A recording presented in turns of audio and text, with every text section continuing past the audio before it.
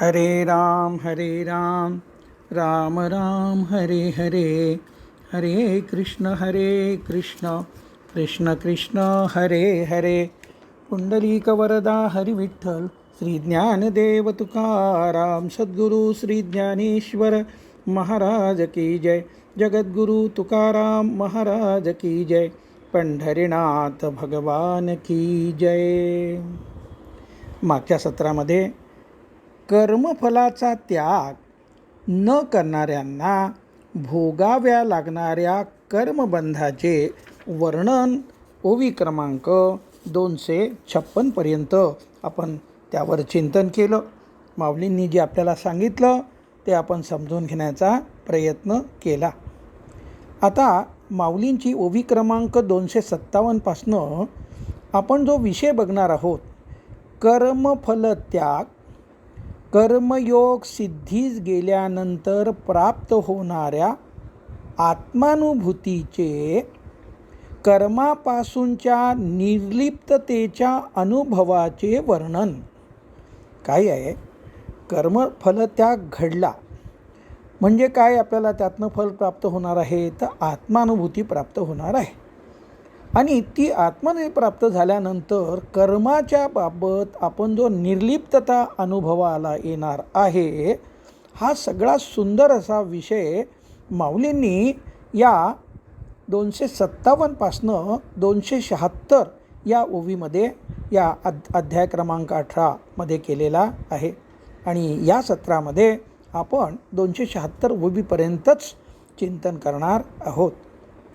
सुरुवातीची ओवी 257. एरवी जाती पुष्पाचे विकसने, त्याची नाम जैसे सुकने, तैसे कर्म मिशे न करणे केले जिही. नतु संन्यासीनाम क्वचित, हा जो पदच्छेद आहे त्या पदच्छेदावर आधारित अशी ही माऊलीची ओवी. आपण अर्थ पाहूया. जाईच्या फुलाचे उमलणे म्हणजे त्या फुलाचे सुकणे होय. त्याप्रमाणे फलाशा टाकून केलेली कर्मे फलभोगाच्या दृष्टीने न केल्याप्रमाणे असतात. बीजची वरोसी वेचे, तेथ वाढती कुळवाडी खाचे, तेवी फळ त्यागे कर्माचे सारिले काम. 258. बियाचे धान्य स्वयंपाकासाठी वापरून टाकले तर पेरणीसाठी शिल्लक राहणार नाही. त्याप्रमाणे कर्मफल म्हणजे त्याग करून केलेले कर्म हे क्रियमान तयार होण्यासाठी शिल्लक राहत नाही. माऊलींनी स्पष्ट केले. पुढच्या ओवीमध्ये माऊली अनुभूती सांगतात. ते सत्वशुद्धी सहाकारे, गुरुकृपामृत तुषारे, सासिंदलेनी बोधे ओसरे द्वैत दैन्य. 259. सात्विक त्यागामुळे अंतःकरण शुद्धीचे साहाय्य मिळून त्यावर श्री गुरुच्या कृपेचा अमृतमय वर्षाव झाल्यावर आत्मबोध सळसळून स्फुरित होतो, जागृत होतो. आत न मावता उफाळून येतो, फोफावतो आणि त्याद्वारे द्वैतरूपी दारिद्र्य नाहीसे होते. ज्या क्षणी आत्मानुभूती प्राप्त होते तेव्हा ती टळटळीत असते. मनातील शब्दप्रवाह थांबलेला असतो व निरुपचार आत्यंतिक आनंदाचा प्रवाह म्हणजे झरा सुरू झालेला असतो. हे सर्व सासिन्नलेनी या एका यथार्थ शब्दाने माऊलींनी सांगितले आहे.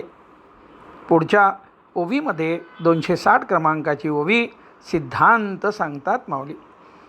तेव्हा जगदाभासमिषे, स्फुरेते त्रिविध फळ नाशे, एत भोगता भोग्य पैसे निमाले हे. 260. कर्मफल इष्ट, अनिष्ट व मिश्र असे त्रिविध असते व प्रत्येक जीवास त्याचे कर्मफल जगताच्या रूपाने प्रतीतीस येत असते. आत्मबोधाने कर्माचा संग संपतो, लिप्तता संपते, बंध संपतो. त्यामुळे त्रिविध असलेल्या म्हणजे इष्ट, अनिष्ट आणि मिश्र असलेल्या कर्मफलाचा नाश होतो. स्वाभाविकपणे स्वरूपावस्थेत म्हणजे जीवनमुक्तावस्थेत म्हणजे भोक्ता, भोग, भोग्य ही त्रिपुटी लयास गेलेली असते. पुढच्या ओवीमध्ये माऊली सिद्धांत सांगतात. घडे ज्ञानप्रधानू हा ऐसा, संन्यासू जया विरेशा, तेची फळ भोग सोसा मुकले गा. 261. आणि लगेच पुढच्या ओवीमध्ये अनुभव कथन केलेला आहे. आणि ये रे कीर संन्यासे, जई आत्मरूपी दिठी पैसे, ते कर्म एक ऐसे देखणे आहे. 262. दोन्ही ज्या ओव्या आहेत, एक सिद्धांताची पहिली आणि दुसरी अनुभवाची, या दोन्ही ओव्यांचा एकत्रित अर्थ आपण समजून घेणार आहोत. हे वीरश्रेष्ठ अर्जुना, ज्यांना हा ज्ञानप्रधान संन्यास साधतो, म्हणजे कर्म करताना साक्षीभाव जोपासत अवधानपूर्वक जाणीवपूर्वक फलत्याग करणे ही साधना जे साधक सिद्धीत जाईपर्यंत करतात, म्हणजे संगम त्यक्ता हा अनुभव प्राप्त होईपर्यंत करतात, ते कर्मफलभोगाच्या म्हणजे जन्ममरणाच्या त्रासापासून मुक्त होतात. आणि या कर्मफलत्यागाने आत्मस्वरूपाच्या ठिकाणी दृष्टी पोचते. आत्मस्वरूपाची प्रभा सर्वत्र पसरते. कर्म सुरू असताना सर्वत्र आत्मानुभूती प्रतीतीस येते. वरील अवस्था प्राप्त होण्यापूर्वी कर्माबाबतीत ते कर्म मी करीत आहे, ते कर्म माझी शरीरेंद्रिये, माझे कर्तृत्व याद्वारे मी करीत आहे, असा अनुभव असतो. कर्माची उभारणी करता क्रियाकर्म या त्रिपुटीद्वारे सुरू असल्याचा अनुभव असतो. आता पूर्वीच्या अनुभवाद्वारे उभारले जाणारे कर्म कसे दिसणार? अर्थात दिसत नाही, अनुभवास येत नाही. इंद्रियाणी इंद्रियार्थेषु वर्तन्ते हा अध्याय क्रमांक 5 आणि श्लोक क्रमांक 9 मध्ये जो अनुभव नोंदविलेला आहे तो आपण पाहूया. म्हणजे तो अनुभव काय आहे, तर तो अनुभव या पद्धतीने सुरू होतो. अध्याय 5 आणि श्लोक क्रमांक 9 असा आहे. प्रलपन विसृजन गृह्णन उन्मिशन अपि इंद्रियाणि इंद्रियार्थेषु वर्तन्त इति धारयन्. मुख्य काय आहे? इंद्रियाणि इंद्रियार्थेषु वर्तन्त इति धारयन् आणि गुणागुणेषु वर्तन्ते. या भावनेने गीतेने जी आपल्याला साधना म्हणून करावयाला सांगितलेली आहे त्याचं चिंतन थोडंसं या ठिकाणी आवश्यक आहे. स्वरूपाच्या म्हणजे आत्म्याच्या ठिकाणी कर्तेपणा नाही. मग क्रियांचा कर्ता कोण? भगवंतांनी या प्रश्नाचे उत्तर या श्लोकात दिले आहे. सर्व कर्मे सर्व प्रकारे प्रकृतीकडून केली जातात. प्रकृतीस गुणाद्वारे सर्व क्रिया करते. गुणागुणेषु वर्तन्ते. हे आत्मसाक्षात्कारापूर्वीच अनुभवणे अवघड आहे. परंतु प्रकृतीचे कार्य असलेली इंद्रियेच आपापल्या विषयात क्रिया करतात. ही धारणा जोपासणे एक उत्तम साधना आहे. शरीर माझे म्हणून सर्व इंद्रियांनी केलेल्या क्रिया मी करीत आहे हा दृढ झालेला देहांकार, विषयोपभोगापासून मिळणारे सुख हा त्यामागील हेतू, यातून बाहेर पडण्यासाठी या श्लोकातून साधना सांगितली आहे. श्वसन व पापण्यांची उघडजाप यामागे विषयोपभोगासारखा हेतू नसल्यामुळे मी व माझेपणा या क्रियांना चिटकलेला नाही आणि त्यामुळे या क्रियावर अवधान नसते. या क्रिया यांत्रिकपणाने होत असतात. या क्रिया आपोआप झाल्यासारख्या म्हणजे मी करता नाही या भावनेने होत असतात. यांत्रिकीपणा सोडून देऊन सजगतेने दक्षचित्ताने आकुंचन प्रसरण पावणारे पोट व छाती याद्वारे होत असलेले श्वसन म्हणजे सोहमभाव व पापण्यांची उघडजाप यावर अवधान ठेवणे ही उत्तम साधना. त्यामुळे क्रियांचा करता फुफ्फुस व पापण्या आणि क्रियांचा मी करता नाही हा अनुभव दृढ होतो. साधना परिपक्व झाली की सर्वच क्रियांचा अकर्ता असलेला स्वसंवेद्य आत्मा अनुभवाला येतो व कर्मापासून म्हणजे क्रियापासून आत्म्याची अलिप्तता अनुभवाला येते. त्यासोबत निरशतीय अलौकिक आनंदही अनुभवाला येतो. मग साधना काय करायची आहे? जशा बरं का श्वास असो, पापण्या असो, फुफ्फुसाची हालचाल असो, शरीरातलं पचन असो, मी करतो हा भाव त्यामध्ये नाही. तसं बाह्य कोणतीही क्रिया मी करतो हा भाव आपला संपला पाहिजे. जोपर्यंत तो संपत नाही तोपर्यंत या साधनेमध्ये आपल्याला स्थिर करावं. त्यामुळं उभारल्या जात असलेल्या सर्व कर्मामध्ये अकर्ता असलेला आत्मा अनुभवास येणे हे या साधनेचे फल आपल्याला नक्की प्राप्त होईल. माऊलीची पुढची ओवी आहे. पडोन गेलिया भिंती चित्रांची होय केवळ होय माती, का पाहले या राती अंधारे उरे. भिंत पडून गेल्यावर भिंतीवर काढलेल्या चित्रांची माती होते अथवा उजळल्यावर काळोख राहतो काय. पै रूपची नाही उभे तै छाया काह्याची शोभे, दर्पणे वीन बिंबे वदन केपा. शरीराचा आकार उभा नसेल तर सावली कशाची पडणार? आरशा वाचून चेहऱ्याचे प्रतिबिंब कोठे पडेल? दर्पणे वीणबिंबे वदने केपा. फिटलिया निद्रेचा ठाव कैचा स्वप्नासी प्रस्ताव, मग साच का वावो कोण म्हणे. 265. झोपेचा ठाव ठिकाणा नसल्यावर स्वप्नाला आरंभ कसा होईल? मग स्वप्न खरे अथवा खोटे आहे असे कोण म्हणेल? तैसे गा संन्यासे येणे मूळ अविद्येसीची नाही जिने, मातियेचे कार्य कोणे घेपे दिजे. काय म्हणतात?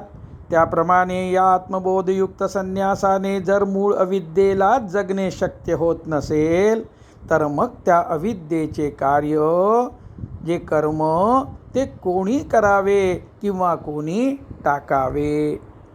मनोनी संन्यासी ये पाही कर्माची गोठी की जेल काही, परी अविद्या आपुला देही आहे जैका. 267. म्हणून असे पाहणारा आत्मानुभव प्राप्त संन्यासी कर्माच्या गोष्टी म्हणजे करता, भोगता, त्यागी इत्यादीच्या विविध त्रिपुटीद्वारे प्राप्त होणाऱ्या अनुभवाच्या गोष्टी करील काय?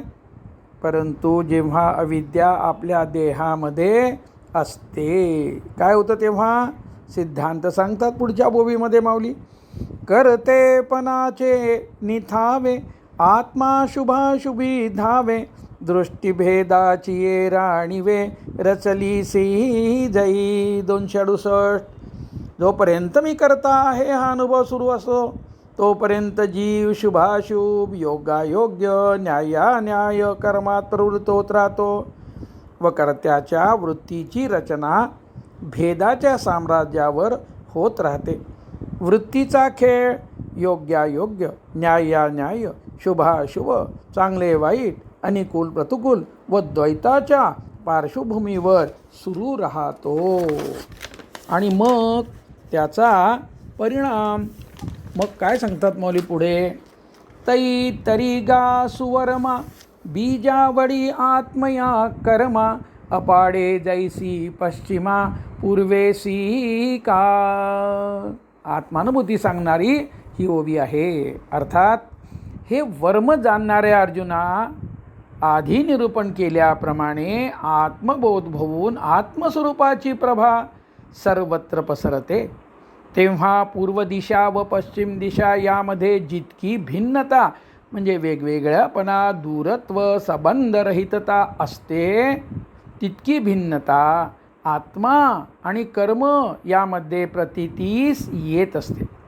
स्वरूपावस्थेत आत्मा सच्चिदानंद, व्यापक, अविकारी, अविनाशी, निर्लिप्त असल्याचे अनुभवास येत असते व त्यासोबतच म्हणजे सायमल्टेनियसली कर्माचे असत, जड, दुःखरूपत्व, परिच्छिन्नता असे अगणित भेद, विकारित्व, विनाशित्व प्रत्ययास येत असते. अशा रीतीने आत्मा व कर्म यातील भिन्नता म्हणजे सच्चिदानंद रूपता विरुद्ध असज्जड दुःखरूपता, व्यापकता विरुद्ध परिच्छिन्नता अशा प्रकारे बीजावडीने प्रतीती येत असते. या भिन्नतेची प्रतीती पुढील विविध दृष्टांताद्वारे माऊली आता प्रतिपादन करतात. आता आत्मानुभूती या ठिकाणी सांगितलेली आहे. ना तरी आकाशा का आभाळा, सूर्या आणि मृगजळा, बीजावळी भूतळा वायुसी जैसी. 270. आकाश आणि ढग, सूर्य आणि मृगजळ, पृथ्वी आणि वायू अशा बीजावळीत जसा वेगवेगळापणा असतो. पांघरोनी नैचे उदक, असे नैची माझी खडक, परी जाणी जे का वेगळीक कोडीची ते. कर्मापासूनच्या निर्लिप्ततेचा अनुभव पुढील प्रमाणे येतो. नदीचे पाणी अंगावर पांघरून म्हणजे वेष्टून पाण्याद्वारे आवृत होऊन खडक नदीच्या पात्रामध्ये म्हणजे तळाशी असतो. परंतु नदी व खडक यामध्ये असलेली वेगळीक म्हणजे कोट्यावधी पटींनी म्हणजे अनंत पटींनी असल्याचे बुद्धीद्वारे जाणल्या जात असते. लेखकाच्या स्वानुभवानुसार प्रस्तुत ओवीतील दृष्टांत आत्मानुभूती संपन्नेनंतर जाणवणाऱ्या कर्मासोबतच्या भिन्नतेच्या अनुभूतीशी खूप जवळीक साधणारा आहे. स्वतःभोवती, स्वतःच्या इंद्रियाद्वारे, इतरासोबत तसेच इतराद्वारे सतत कर्म सुरू असते. आत्म्याने धारण केलेले शरीर, मन व इंद्रियासह अशा प्रकारे कर्माने नदीतील खडकाप्रमाणे सतत वेष्टून आच्छादून असते. कर्मात आणि आत्म्याने धारण केलेल्या शरीरेंद्रियात भौतिकदृष्ट्या मुळीच अंतर नसते आणि तरीही ते कर्म चिकटून नसल्याचे, स्वतःपासून भिन्न व विशेष म्हणजे स्वतःपासून दूर असल्याचे, वेगळी दुरावा ठेवून असल्याचे प्रतीतीस येत असते. कर्म आत्मस्वरूपाबाहेर, बाहेरच्या बाहेर सुरू असल्याचे प्रतीतीस येत असते. अशा प्रकारे एकाच वेळी कर्म समग्रतेने पार पाडले जात असते. त्यासोबत कर्तेपणाद्वारे पूर्वी जे कर्माशी तादात्म्य होते ते आता पूर्णपणे संपल्याचे वरीलप्रमाणे अनुभवास येते. आणि या चिंतनाच्या पार्श्वभूमीवर आपल्याला आता वक्ता आणि श्रोता दोघांनाही 20 मिनिटाचं ध्यान करावयाचं आहे. आणि माझी माऊली हा शब्द उच्चारल्यानंतर आपण श्रवण बंद करायचं आहे. 20 मिनिटाच्या ध्यानानंतर पुन्हा उर्वरित श्रवण जे आहे ते आपल्याला करावयाचं आहे. माझी माऊली. आपल्याला आत्मानुभूती कर्माच्या निर्लिप्ततेची वैशिष्ट्यपूर्णता समजून घेण्याकरता याच अध्यायातील ओवी क्रमांक 1264 पहावयाची आहे. तेथ प्रकृती आपनया, वेगळी नुरे धनंजया, रूपे वीनका छाया, जिया परी. काय म्हणतात माऊली? कर्माची होत राहणारी उभारणी आत्म्यापासून वेगळ्या असणाऱ्या प्रकृतीने केलेली आहे. आत्म्यापासून दूर परस्पर झालेली आहे.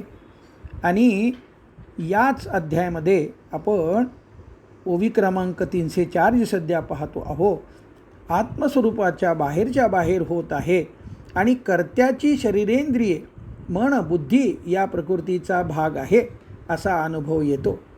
प्रकृती दूर आहे, भिन्न आहे, पण किती दूर व अनुभव कसा येतो या अनुभवाच्या समर्पक वर्णनासाठी माऊली शरीर व छाया हा दृष्टांत देतात. व्यवहारात चालत असताना अनुभव कसा असतो? माझे शरीर चालत आहे, छाया शरीराहून भिन्न आहे, पण माझ्या शरीरासोबत म्हणजे साथ चालत आहे. प्रकृतीचा भाग असलेल्या कर्त्याने केलेली म्हणजे प्रकृतीने केलेली कर्माची उभारणी ही आहे सावली. आत्म्यापासून भिन्न असलेल्या मनबुद्धी दशेंद्रियाद्वारे उभारल्या जात असलेल्या कर्मसमूह दूर, पण सावलीप्रमाणे साथ. चालताना सावली जशी पायाजवळ स्वतःला जोडलेली चिकटलेली आहे असे वाटण्या इतका कर्मसमूह स्वतःजवळ असतो, पण स्वतःपासून भिन्न असल्याचे टळटळीतपणे कळत असते. सावलीप्रमाणे कर्म स्वतःजवळ पण स्वतःपासून सर्वार्थाने भिन्न असल्याचे टळटळीतपणे कळत असते. आणि या ठिकाणी आपल्याला आणखी एक संदर्भ पाहायचा आहे. याच ओवीचं चिंतन विवेक चूडामणी या ग्रंथाच्या शेवटी परिशिष्ट क्रमांक 6 म्हणून जे जोडलेलं आहे त्या विवेक चूडामणीतील श्लोक क्रमांक 492 ते 509 त्याचा अर्थ आपण पाहणार आहोत. 492. मी अकर्ता आहे, मी अभोक्ता आहे, मी अविकारी म्हणजे विकाररहित आहे, मी क्रियारहित आहे, मी शुद्ध बोधरूप आहे, मी केवल आहे. म्हणजे आधी मी पिता पुत्र पती कर्ता भोक्ता ज्ञाता द्रष्टा आहे असे मी व माझे याद्वारे स्वतःचे अस्तित्व अनुभवास जे व्यावहारिक अनुभव म्हणून येत असे, आता फक्त अस्तित्व अनुभवास येते. मी आहे रूपाने आहे असे अनुभवास येते. अशा प्रकारे मी निरंतर आत्मरूप आहे असं ओवी श्लोक क्रमांक 492 मध्ये विवेक चूडामणीच्या सांगितलेलं आहे. पाहणारा, ऐकणारा, बोलणारा, करणारा, भोगणारा याहून मी अगदी वेगळा आहे आणि नित्य निरंतर मी क्रियारहित, सीमारहित, संगरहित आणि पूर्ण बोधरूप आहे. श्लोक क्रमांक 493. मी आता इदम अहम वृत्तीद्वारे जाणले जाणारा नाही, तर या दोघांना प्रकाशित करणारा म्हणजे साक्षी बाह्य आणि अंतर संबंधाने अर्थात इदम आणि अहम या वृत्तीने रहित आहे. पूर्ण आणि अद्वितीय ब्रह्मरूप आहे.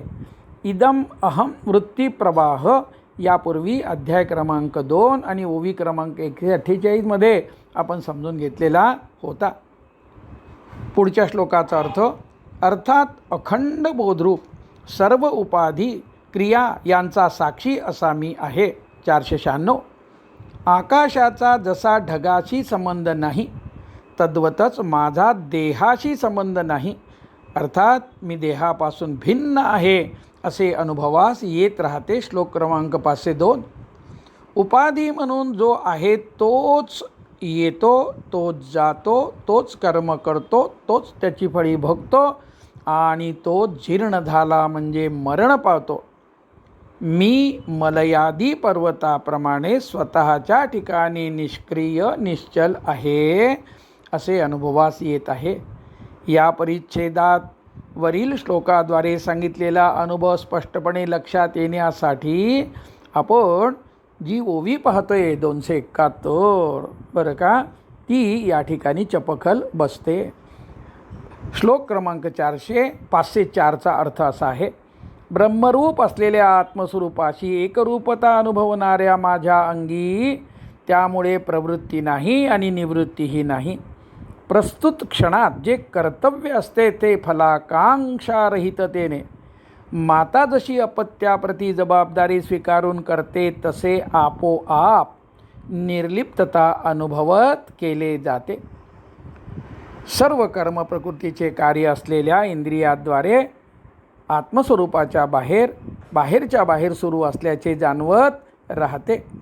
त्यामुळे इंद्रियरहित आणि चित्तरहित निर्विकार निराकार तसेच अखंड सुखानुभव रूप अशा मला अनन्वागतम या श्रुतीप्रमाणे पाप पुण्य कुठून असणार, अर्थात पाप पुण्याची निर्मिती थांबलेली असते. श्लोक क्रमांक 505. आता श्लोक क्रमांक 506. भक्त स्वतःच्या अनुभवाचे कथन कृतज्ञतेच्या भावाने त्यांच्या गुरूंना करीत आहे. कसा?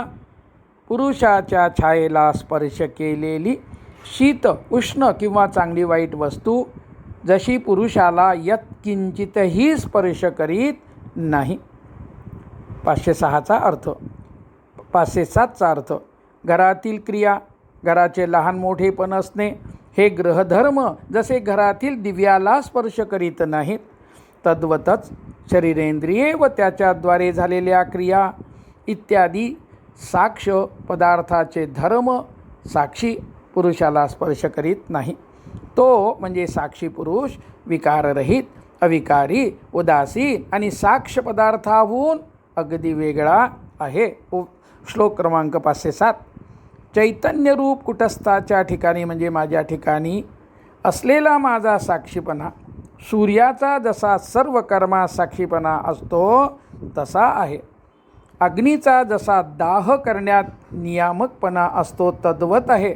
आणि माझ्या आरोपित वस्तूशी म्हणजे उपाधीशी संबंध रज्जूचा जसा आरोपित सर्पाशी असतो तद्वतच आहे. श्लोक क्रमांक 508.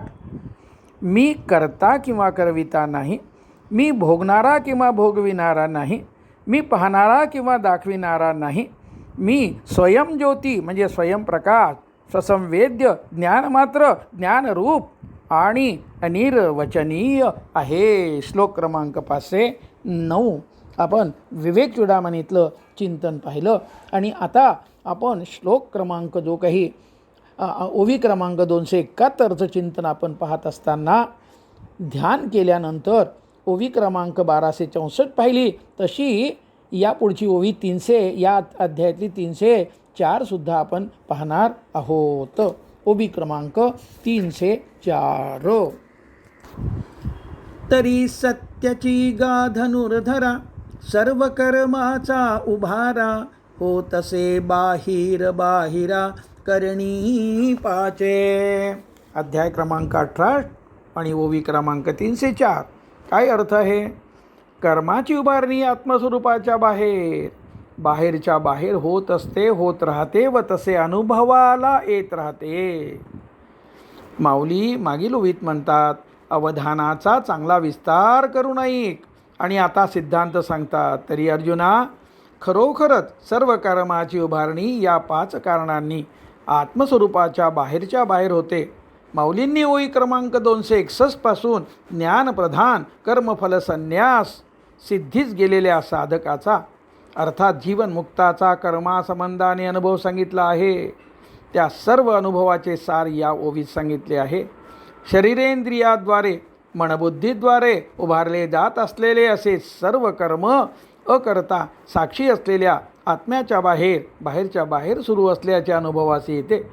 लिप्त करणे तर दूरच उभारल्या जात असलेल्या कर्माचा स्पर्शसुद्धा होत नाही. इतक्या दूरवर बाहेरच्या बाहेर कर्म सुरू असल्याचे अनुभवास येत राहते. या अध्यायातील ओवी क्रमांक 271 आपलं चिंतन चालू आहे. माऊलींनी ओवी क्रमांक 270 ते 276 या 7 ओव्यामधील 13 दृष्टांताद्वारे आपल्याला जे वर्गीकरण सांगितलं आहे त्या दृष्टांताचे वर्गीकरण अधिष्ठान, उपाधी, भेद, सजातीय विजातीय भेद, देश काल परत्व भेद असे करून त्यांचा बौद्धिक आस्वाद घेणे वेगळे. बौद्धिक आस्वादाच्या दृष्टीने सर्वच दृष्टांत महत्त्वाचे आहेत. तथापि असा बुद्धिविलास ज्ञानमार्गाने प्रगती सुरू असल्याचा भ्रम उत्पन्न करतो, पण आत्मानुभूती प्राप्तीसाठी उपयोगाचा नसतो. त्यामुळे ध्यानाद्वारे शांत झालेल्या मनाने व पूर्ण निष्ठेने केलेले वाचन आत्मानुभूतीसाठी उपयोगाचे ठरते. करीत असलेले कर्म हे मी केले असा जो सध्याचा अनुभव आहे व वस्तुस्थिती त्यापेक्षा किती वेगळी आहे हे पुढील दृष्टांताद्वारे समजून घेत ओवी क्रमांक 276 पर्यंत आपण वाचन करणार आहोत. आत्मानुभूती सांगणारी 272 क्रमांकाची ओवी अशी आहे. हो का उदका जवळी परिसिनानीची ते बाबुडी, काय संगास्तव काजळी दीपू म्हणो ये. 272. हे तुला ठाऊक आहे, गोंडाळ पाण्याच्या अगदी जवळ म्हणजे पाण्यावर असले तरी ते गोंडाळ पाण्याहून वेगळे असते. दिव्याच्या संगतीला असल्यामुळे त्या दिव्यातील काजळीला दिवा म्हणता येईल का? तर अर्थात नाही. आत्मानुभूती सांगणारी पुढची ओवी 273. जरी चंद्री जाला कलंकू, तरी चंद्रेशी नव्हे एकू, आहे दृष्टी डोळ्या विवेकू, अपाडू जे तुला. चंद्राच्या ठिकाणी कलंक दिसत असला तरी तो चंद्राशी एकरूप नाही. तसेच दृष्टी आणि डोळा यातील विलक्षण अंतर, भिन्नत्व, वेगळेपणा विवेकास जितका कळत असतो.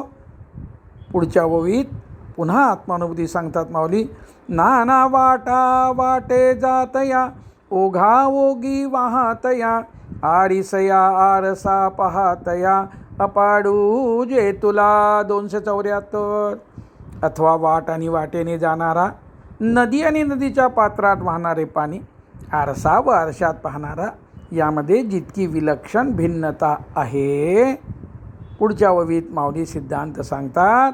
पार्थागा ते तुलेनी माने, आत्मेनेसी कर्मसीने, परी घेव विजय अज्ञाने, ते कीर ऐसे. 275. त्याप्रमाणे आत्मा व कर्म यामध्ये दूरत्व आहे, एकमेकापासून संबंधरहितता आहे, परस्पर भिन्नता आहे. परंतु अविद्येमुळे आत्मा कर्म करीत असल्याचे भासते, आत्मा करता असल्याचे भासत असते. पुन्हा आत्मानुभूती सांगणारी ओवी क्रमांक 276. विकाशे रविते उपजवी, द्रुती अली करवी भोगवी, ते सरोवरी का बिरवी, अब्जिनी जैसे. 276. कमलिनी आपल्या फुलण्याने रवीचा उदय झाल्याचे सुचविते व परागातील सुगंध भुंग्याकडून भोगविते. कमलिनीकडून त्या क्रिया झालेल्या दिसतात, परंतु ती तर आपल्याकडून काही न करता सरोवरास स्तब्धत असते. हे सर्व सूर्य करतो, पण ते सर्व कमलीने केले आहे असे दिसते. कर्मयोगाच्या म्हणजे कर्मफल त्यागाच्या साधनेचे वर्णन ओवी क्रमांक 98 पासून सुरू झाले. आणि काय आपल्याला तिथं शीर्षक होतं, विविध अध्यायात सांगितलेल्या कर्मयोगाचे सार असं शीर्षक ओवी क्रमांक 98च्या अगोदर नोंदवलेलं होतं. आणि त्यात होतं की 276व्या ओवीपर्यंत हा विषय माऊलींनी स्पष्ट केलेला आहे. ती 276वी ओवी आता या ठिकाणी आपण आता वाचली आणि अर्थ समजून घेतलेला आहे. आता प्राप्त झालेल्या अनुभूतीचे कर्मापासूनच्या निर्लिप्ततेच्या अनुभवाचे वर्णन ओवी क्रमांक 257 पासून सुरू होऊन येथे संपले. अशा रीतीने पाहिले की कर्माच्या उत्पत्तीस उभारणीस आत्मा कारण नाही. मग कोण किंवा काय कारण आहे? कर्माची उत्पत्ती उभारणी कशी होत असते याचे सैद्धांतिक निरूपण पुढील श्लोक क्रमांक 13 ते 18 मध्ये भगवंताने केलेले आहे. पुंडलिक वरदा हरी विठ्ठल श्री ज्ञानदेव तुकाराम सद्गुरु श्री ज्ञानेश्वर महाराज की जय, जगद्गुरु तुकाराम महाराज की जय, पंढरीनाथ भगवान की जय विठ्ठल विठ्ठल विठ्ठल विठ्ठल पुंडलिक वरदारी विठ्ठल. श्री ज्ञानदेव तुकाराम सद्गुरु श्री ज्ञानेश्वर महाराज की जय. जगद्गुरु तुकाराम महाराज की जय. पंढरीनाथ भगवान की जय.